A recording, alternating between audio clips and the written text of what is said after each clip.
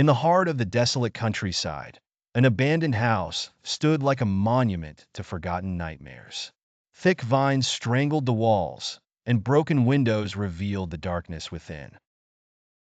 The townsfolk spoke of whispers and shadows that moved on their own, but curiosity always proved too tempting.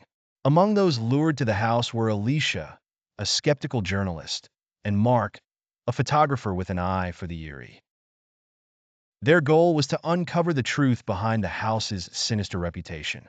The sun dipped below the horizon, casting an eerie glow on the decaying structure as they approached. As they entered, the temperature plummeted, and an unnatural silence enveloped them.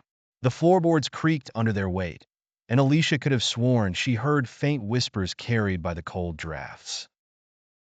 Mark set up his camera, capturing every shadow and flicker of light. The house seemed to breathe, its very walls exhaling cold dread. They found a staircase leading to the basement, the air growing colder with each step. Mark's flashlight flickered and then died, leaving them on the precipice of darkness. Replacing the flashlight battery, they continued, the beam cutting through the shadows to reveal a room at the end of the hall. An ancient, dust-covered book lay open on an altar. Alicia reached for it, her fingers brushing its aged pages when a sudden forceful wind slammed the basement door shut.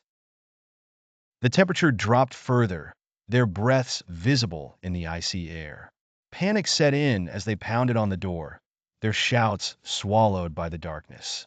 Suddenly, disembodied voices filled the air, chanting in an unknown language.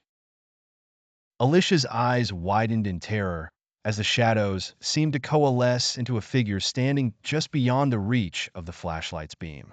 Mark snapped a picture, the flash illuminating the room for a fraction of a second, just long enough to reveal countless faces staring from the darkness.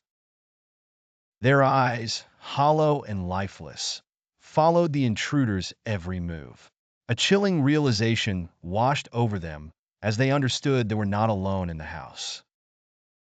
As the chanting grew louder, the shadows closed in. They clawed at the walls, desperate to escape, but the malevolent force tightened its grip, pulling them deeper into the abyss.